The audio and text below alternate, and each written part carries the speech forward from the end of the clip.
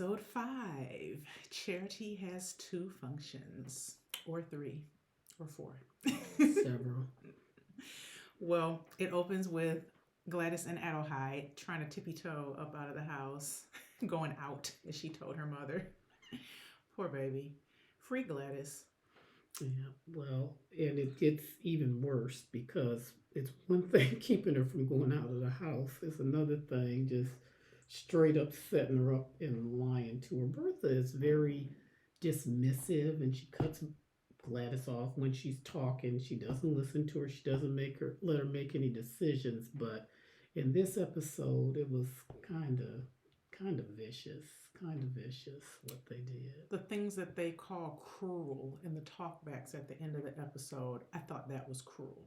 And Yeah. George did not know at first. When she said, okay, we're going to invite him, Bertha. he thought, yeah, when Bertha said that, George really thought, okay, we're going to meet this boy and see if we like him or not. Because at dinner, when she mentioned, or luncheon, whatever it was, when she said it to the whole family, and then Larry said, you're going to make a party out of it, and she said no, the father, both of them had, Bertha loved parties.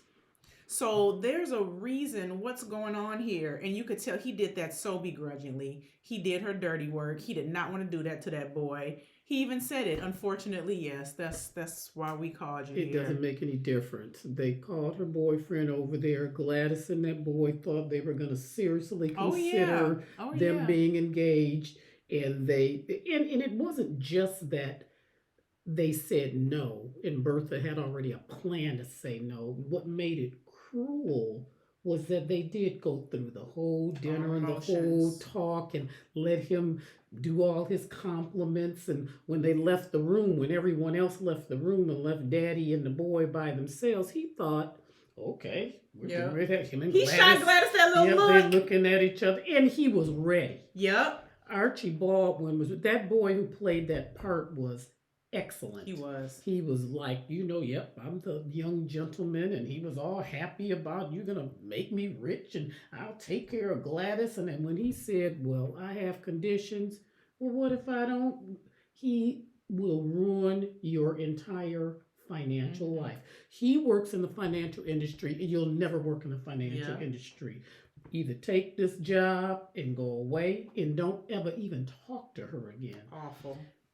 Gladys was just totally distraught. Again, you could do whatever you want to do, and especially during that time, you are the parents, and she would listen. But I mean, how cold? How and she cruel, does. How Remember, awful. we were saying how many passes does Bertha get? She does all this stuff to Gladys, like you said, just on a daily basis. Just cut the girl off and don't even let her talk. And then you just see him arm in arm walking someplace afterwards, or oh, mother.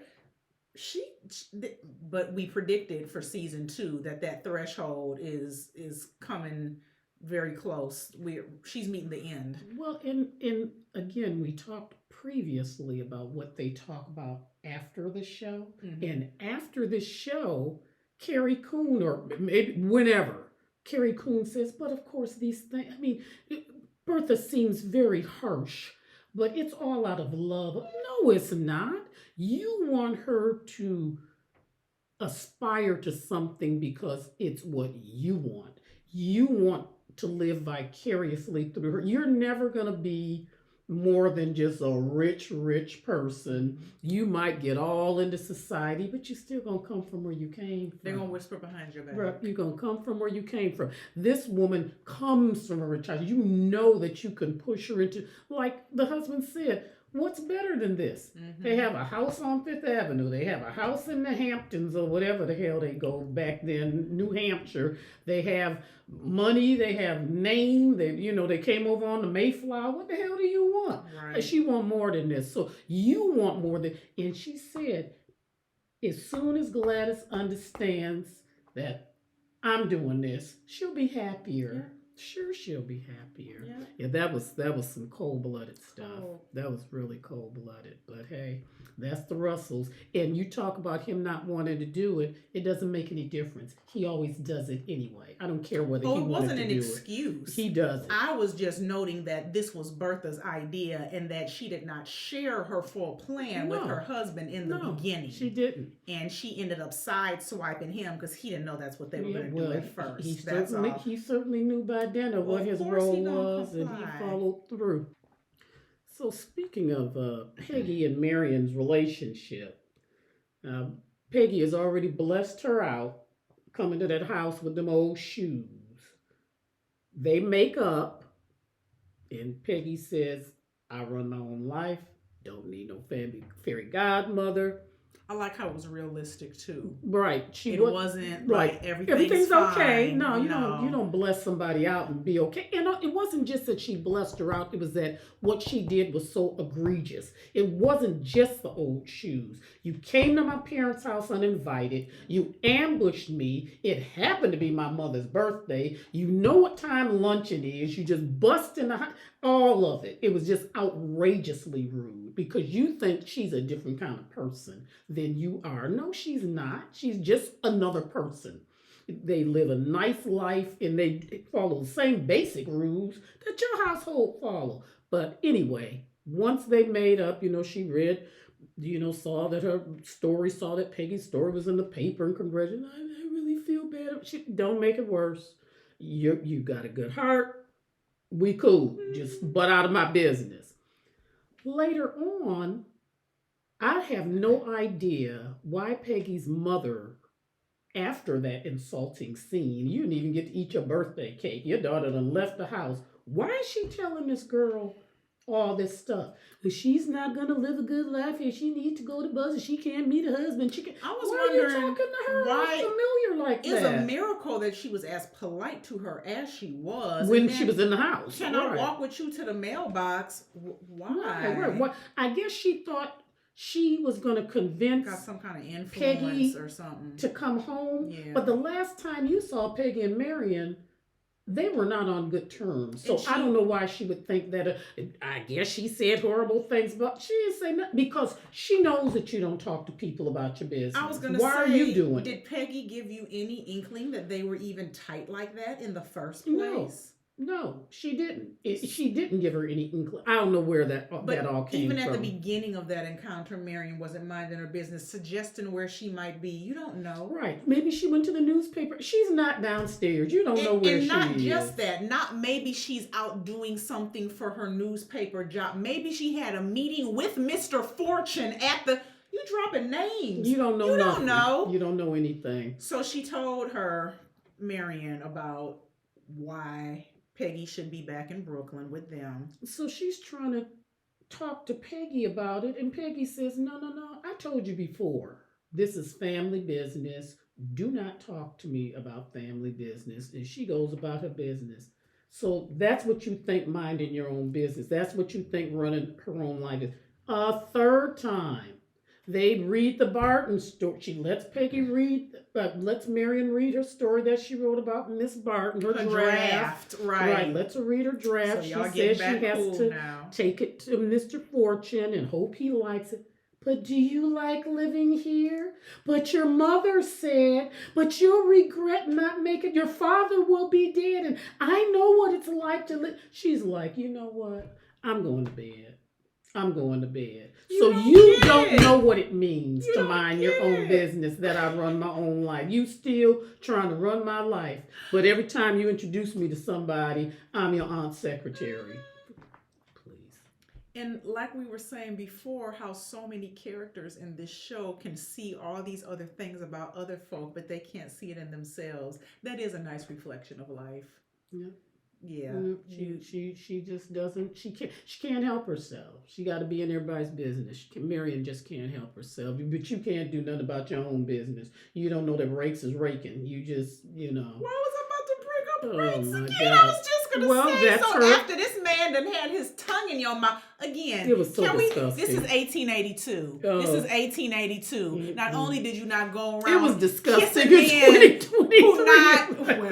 who not disgusting and inappropriate is two different things. But men who ain't your husband in public, yes, I'm still talking to the camera. You gonna do an open mouth kiss, and you're not even formally engaged. So anyway, after this man done stuck his tongue down her mouth, and you asking should you be insulted, you still don't connect. Because as a woman, we don't always listen to our intuition, which is so strong. Human beings, people. Well, I was going to say, it's so strong, though, as women. Sometimes in hindsight, you connect some dots, you see some things, and oh my goodness, how could I ever have not? Marion, you ain't... No, she doesn't know anything. But you know all about what Peggy should be doing with her family. Of course, with her life. So on the same trip to see Barton speak, of course, Miss Morris is one of the biggest whatever. She gives a lot of money to the Red Cross. She wants to be, so her and Amora Fame, once again, this is their charity. When Bertha then walked up, first she looked like she smelled something bad. Just looking ugly and just uncharacteristically, like, you're in public. Why are you looking like this? She keeps calling her a murderer who murdered her husband. Her husband murdered her husband. She has blood on her. If her husband murdered your husband, which he did not, your husband blew his brains out up in the library and let your whole family have to deal with all that blood and foolishness. If he was a murderer, why does that make Bertha a murderer? You didn't like Bertha from the time you saw her because you thought she was new money trash, and you're jealous of the fact that she has all this money. She acted nasty with her, told Aurora she was going to be defiled. I thought that was Chamberlain. What did Bertha do that's going to defile anybody? Like you said, she didn't do nothing. As pure as the driven snow. Right. And when they announced that Bertha Barton was going to build one headquarters, when she announced that she had enough money for 3 headquarters, I thought Morris was gonna pass out or something. That is crazy. So she's salty. Afterwards, and this brings me back to Marion too. After Barton's speech, Barton invites them to, let's go see these sick people who got caught in this fire. Let's go visit them, see what the Red Cross is doing with them. And Peggy gives Marion the eye. They obviously had arranged beforehand, introduced me to this woman so I could do my story. Don't forget. So she brings her up and this is my aunt's secretary. She's a reporter for the frickin' Globe. She said, introduce her to me so that I can write it. And she's a great admirer of you. And Peggy looked at Marion and looked back at Barton, and a reporter for the Globe. Now, Morris and Aurora Fane are standing right next to Peggy and Marion. Right there. They can hear every single word you're saying. Yeah. I'm a reporter. Can I ask you some questions for my story? Barton says, yeah. Why is Miss Morris, who never understands anything, what's going on? Who is she? Did you go deaf? She just introduced her, told you who she was, what she was doing. You heard her answer. Who is she? She's not going in with us. And of course, Barton, she's like, I ain't dealing with this. Because they're right there. So right she heard her say that. Heard her. She's like, yeah, she's coming in. Oh my God, that woman, I thought she was going to lose it. So first of all, you have this new money trash. You loud in her like, come with us. Because Bertha's with me. Y'all can come too. Mm-hmm. And then Peggy, you got some nigga with you? Yeah. Are you out of your mind? Oh, she was through. She acted so ugly and stupid. She did, though. She said, I hope for your sake you don't. But back real quick to how you said Marion introduced Peggy. She told them when they got to the hotel, Miss Scott is writing an article for the paper. So why didn't you introduce her as somebody who's writing an Right. article for a paper? She needs to go to the speech too because she's writing an article. But you introduce her as my aunt's Clara Barton secretary. don't know Agnes. She don't know nothing about your What aunt the or her hell? secretary. Yeah, she's Yeah, old girl's a little unhinged. yeah, she's But unhinged, and Marion is still delusional. she needs therapy. I really, Yeah. we were kind of laughing about it, but seriously, I think this is that type of instance where your husband took his life in your house. Like you said, it was very traumatic. We don't know who found him. Could have been her. You heard it, whatever. Right, she heard the Your gunshot. whole life done changed, and Your then house is sold. Your money is gone. Everything. We don't know what happened with her relationship with her children because you didn't talk about stuff like that back then. No. We don't know how old the boy is. He was still living at home. And now you going around saying that this man done killed your husband. I think more is kind of, yeah, for real, for real. Well, She needed everybody therapy. who she says that to thinks she's crazy. Yeah. Because he did not kill your husband. And what about your boy, Mr. Rakes, Marion's boo? Tomcat Rakes, raking again.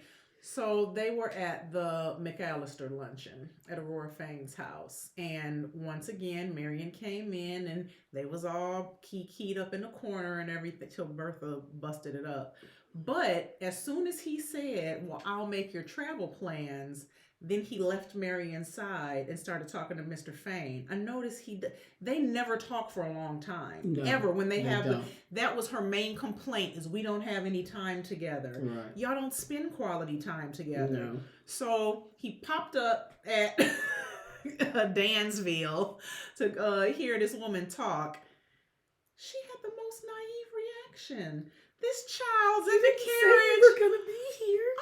Oh, this is not flattering, boo boo. And if you look at Aurora and Bertha's faces, they had the appropriate response. This is not gentlemanly. Why are you here? And it's not only that he was there and nobody thought he was gonna. He done hopped up in their carriage. I was gonna say leapt off the porch and hopped in pardon me, in the carriage. Bertha did not look amused. You weren't invited to come with the. So we planned on us three ladies plus Peggy coming to hear her speak, and now all of a sudden you done jumped in with us too. And again, people can look at these things however they want to look at, but you have to keep reminding yourself this is not 2020. 1880. Yes. This is the 1880s.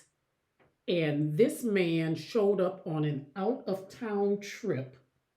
And he is supposedly, people think that he's the boyfriend or whatever, the things and people who see him around. They know y'all like each other. He's this guy who... Why would that not be? I mean, she should have been embarrassed. Inappropriate. So she asked Peggy when he was tonguing Marion down that evening in front of her room in public in a hotel. As a maid had just walked by. Should I be insulted by the kid? You should have been insulted by that he was even there. Why, if he thought this was okay, why didn't he tell you? If nobody else, I'm going to make the arrangements and I'm going to be there too. Yep.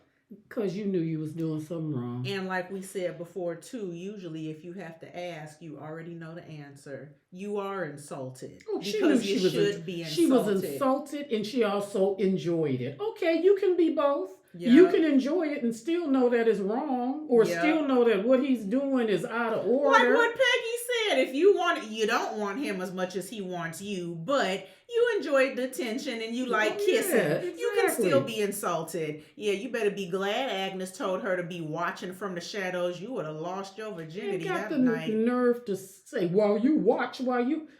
she said, I knew what was coming. And you should have known too. Admitted that you did not. Yeah. I didn't say. You won't imagine the scene, and that's the scene that just played out. She thinks she lives in a novel. Right. She does. She had a fan so she could look glamorous like in a novel. This is your life, this sweetie. This is not a novel. And remember, you were saying, why is she fighting so hard for Bertha to be accepted by all these folks and just the Russell family in general? You don't know her like that. No. Y'all aren't friends like that. No. You trust that Aurora has your best interest at heart just because she's a cousin-in-law, but honestly, Aurora might not even be. I mean, shoot, she was kind of negligent that night. You know what's up with them. So he said he gonna walk Marion back to her room, and y'all said, okay, good night. That was a bit irresponsible, and I'm not mad at Agnes for saying, yeah, I'm gonna send Peggy. And by the way, what happened at dinner after also Rakes's? You ain't say nothing except Yep. when Miss Burton, well, I'm glad that she chose my charity to be her ladder. Amen to that. Right. Only thing he said all dinner. Yeah, period. we know you approve of Yep. social climbing, Yep. sir. Yep. They're always talking about how he's just a man who's trying to get ahead in his career. They ain't said nothing about this man's career in this whole show. Not at all. But wait, Nothing. What happened when they came away from dinner? Now Marion going to see Mrs. Chamberlain. That's exactly what Agnes said. Yeah. She said. See there?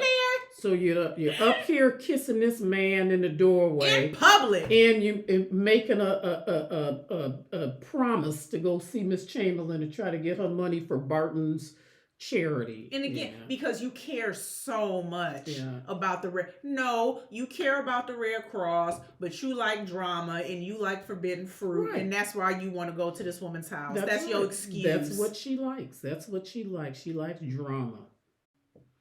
Now, who they wanted us to feel sorry for in this episode was Armstrong. I don't give a damn. Not one. About Armstrong. I don't care about her. I don't care about her poor, sick, impoverished mommy. I don't care about none of it. I think we said, I don't know if we said it before, but we certainly recognized before that a lot of people who work on a service staff, why would you be doing that job? You don't have other opportunities, and a lot of them have a horrible background. And you pointed out a lot of them rich people have a horrible life. Was hard. I was going to say, regardless of your station. But if you were poor, it was extra hard. Doesn't mean it was extra cruel, but it was extra hard and extra rugged. When they went to that neighborhood, I mean, they made a point of showing how squalid everything was. The steps were filthy. The wallpaper in the hall was peeling off of the walls. Too. You had ant chickens and goats and stuff in the alleyway. Your laundry is hanging up all over between people's doing your houses. laundry in the alley, yeah. And her mother lives in an apartment that's really like 2 rooms, but kind of a split room with the bedroom in the back and then all the other stuff. So they make a point of showing you how horrible, and it is. It looks horrible. It's really, really, really bad. Yeah.